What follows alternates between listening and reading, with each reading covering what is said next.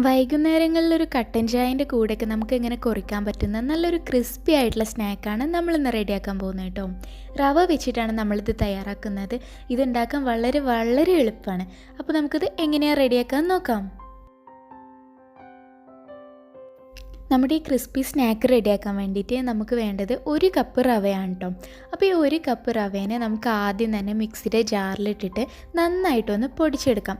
Maximum എത്രത്തോളം ഫൈനായിട്ട് പൊടിക്കാൻ പറ്റുന്നോ അത്രയും നന്നായിട്ട് തന്നെ പൊടിച്ചെടുക്കാം കേട്ടോ. ഇപ്പോൾ നമ്മളിത് നല്ലപോലെ പൊടിച്ചിട്ടുണ്ട്. ചെറിയ കുറച്ച് തരികളൊക്കെ ഉണ്ടാവും കേട്ടോ ചിലപ്പോൾ, അത് കുഴപ്പമില്ല, അതുണ്ടെങ്കിലും കുഴപ്പമില്ല.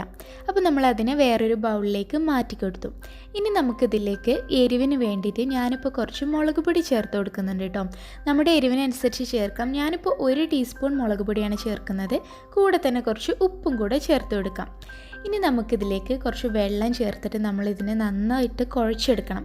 അപ്പോൾ ഞാനിവിടെ ഇപ്പോൾ 1/2 കപ്പ് വെള്ളമാണ് എടുത്തിട്ടുള്ളത്. ഇത് എല്ലാം കൂടെ ഒരുമിച്ച് ഒഴിക്കേണ്ട, നമുക്ക് കുറേശ്ശെ ചേർത്തിട്ട് കുഴച്ചെടുത്താൽ മതി. അപ്പോൾ ഞാനിപ്പോൾ ഇതിലേക്ക് കാശ്മീരി റെഡ് ചില്ലിയാണ് കേട്ടോ ഇട്ടിട്ടുള്ളത്. ചെറിയൊരു കളറും കൂടെ കിട്ടാൻ വേണ്ടിയിട്ടാണ്. ഇപ്പോൾ ഇതേ സംഭവം തന്നെ നമുക്ക് വേണമെങ്കിൽ പഞ്ചസാര ചേർത്തിട്ടും ചെയ്യാം കേട്ടോ. അപ്പോൾ മധുരമായിരിക്കും ഉണ്ടാവുക. ഞാനിപ്പോൾ എരിവുള്ളതാണ് ഉണ്ടാക്കുന്നതെന്ന് മാത്രം. അപ്പോൾ ഞാനിനി കുറേശ്ശെ വെള്ളം ചേർത്തിട്ട് നമ്മൾ ചപ്പാത്തിക്കൊക്കെ കുഴക്കില്ലേ, ചപ്പാത്തി മാവൊക്കെ കുഴക്കുന്ന അതേ ഒരു പരുവത്തിൽ നമ്മൾ നല്ല സോഫ്റ്റായിട്ട് തന്നെ ഇത് കുഴച്ചിട്ട് എടുക്കണം. ഇപ്പോൾ നമ്മളിതിനെ നല്ലപോലെ ഒന്ന് കുഴച്ചിട്ട് എടുത്തിട്ടുണ്ട് കേട്ടോ. ഇനി നമുക്ക് ഇത് ഒന്നും കൂടെ ഒന്ന് സോഫ്റ്റായി കിട്ടണം. അപ്പോൾ സോഫ്റ്റായി കിട്ടാൻ വേണ്ടിയിട്ട് ഞാനിപ്പോൾ ഇവിടെ കുറച്ച് എണ്ണ എടുക്കുന്നുണ്ട്. വെളിച്ചെണ്ണയാണ് കേട്ടോ ഞാൻ എടുക്കുന്നത്. ഈ വെളിച്ചെണ്ണയും കൂടെ ചേർത്തിട്ട് ഞാൻ ഒന്നും കൂടെ ഒന്ന് കുഴച്ച് കൊടുക്കണം. ഒന്നുകൂടെ ഒന്ന് സോഫ്റ്റായി കിട്ടാൻ വേണ്ടിയിട്ട് കേട്ടോ. വെളിച്ചെണ്ണയോ ഓയിലോ ഏതാണെന്ന് വെച്ചാൽ നമ്മുടെ ഇഷ്ടത്തിനനുസരിച്ച് നമുക്ക് ചേർത്ത് കൊടുക്കാം. അപ്പോൾ നല്ല പോലെ ഒന്ന് കുഴച്ച ശേഷം നമുക്കിനി ഇതിനൊന്ന് റെസ്റ്റ് ചെയ്യാൻ വെക്കണം. അപ്പോൾ ഒരു 15 മിനിറ്റ് നമുക്കിതിനെ ഒന്ന് അടച്ചിട്ട് മാറ്റി വെക്കാം. അതിന് ശേഷം നമുക്കിനി എടുത്താൽ മതി. ഇപ്പോൾ 15 മിനിറ്റ് കഴിഞ്ഞിട്ടുണ്ട് കേട്ടോ. അത് കഴിഞ്ഞ ശേഷം ഞാൻ ഓപ്പൺ ചെയ്യാണ്. അപ്പോൾ നമ്മുടെ ഈ ഒരു ഡോ നല്ലപോലെ റെഡി ആയിട്ടുണ്ട്. അപ്പോൾ നല്ല സോഫ്റ്റ് ആയിട്ടുണ്ട്. ഇനി നമുക്ക് ഇതിന് പരത്തിയിട്ടെടുക്കാം. അപ്പോൾ അതിന് വേണ്ടിയിട്ട് ഞാൻ ആദ്യം തന്നെ ഇതിനൊന്നുകൂടെ ഒന്ന് കുഴച്ചിട്ട് ചെറിയ ബോൾസ് ആക്കണം. നമ്മൾ ചപ്പാത്തിക്കൊക്കെ കുഴക്കുമ്പോൾ ബോൾസ് ആക്കില്ലേ, അതേപോലെ ഞാനിപ്പോൾ ഇതിനൊരു 3 ബോളുകളാക്കിയിട്ട് മാറ്റുകയാണ്.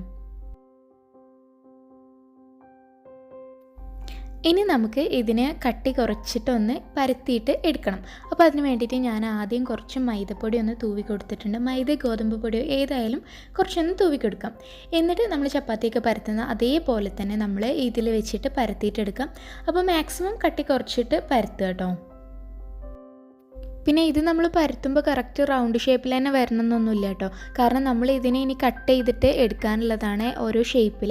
അതുകൊണ്ട് തന്നെ നമ്മൾ പരത്തുമ്പോൾ ഷേപ്പൊന്നും വേണ്ട. ഇനി ഞാനിതിനെ കട്ട് ചെയ്യാൻ പോവാണ്. ഞാനിപ്പോൾ ഇതിനിങ്ങനെ ചതുരത്തിലാണ് ഞാൻ കട്ട് ചെയ്തിട്ട് എടുക്കുന്നത്. നമുക്ക് ഏത് ഷേപ്പിൽ വേണമെങ്കിലും കട്ട് ചെയ്യാം കേട്ടോ.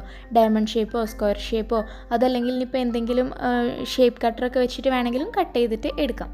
അപ്പോൾ എന്തായാലും ഞാൻ കട്ട് ചെയ്തിട്ടുണ്ട്. ഈ ഒരു തിക്നെസ്സിലാട്ടോ ഞാനിത് പരത്തിയിട്ടുള്ളത്. ഇനി നമുക്ക് ഇതിനെല്ലാം ഈ പ്ലേറ്റിലേക്ക് മാറ്റി വെക്കാം. ഇപ്പോൾ ഞാൻ എല്ലാം ഇതിലേക്ക് മാറ്റിയിട്ടുണ്ട്. ഇനി ബാക്കിയുള്ള ബോൾസും കൂടെ ഇതേപോലെ പരത്തിയിട്ട് നമുക്ക് കട്ട് ചെയ്തിട്ട് എടുക്കാം. ഇനി നമുക്കിത് ഫ്രൈ ചെയ്യാം. അപ്പോൾ അതിനാവശ്യമായിട്ട് ഓയിൽ ഇവിടെ ചൂടായിട്ടുണ്ട് കേട്ടോ. ഇനി നമുക്ക് ഇത് ഓരോന്നായിട്ട് ഇട്ട് കൊടുക്കാം. അപ്പോൾ ഇത് നമ്മൾ ശ്രദ്ധിക്കേണ്ട ഒരു കാര്യം എന്ന് പറഞ്ഞാൽ എണ്ണ നല്ലോണം ചൂടായ ശേഷം പിന്നെ നമ്മൾ ഫ്ലെയിം സിമ്മിലേക്ക് ഇടണം. എന്നിട്ട് വേണം നമ്മളിത് ഇട്ട് കൊടുക്കാനും.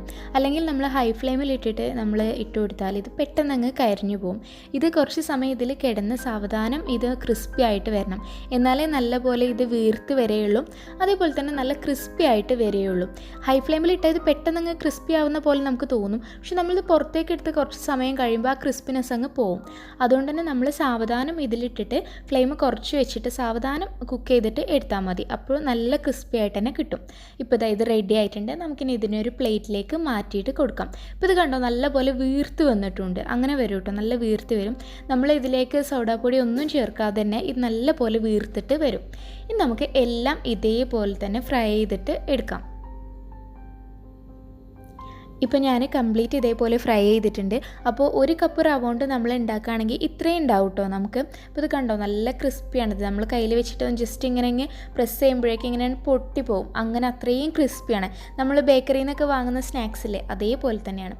അപ്പോൾ എല്ലാവരും ഒന്ന് ട്രൈ ചെയ്ത് നോക്കുക. എല്ലാവർക്കും എന്തായാലും ഇഷ്ടമാകും.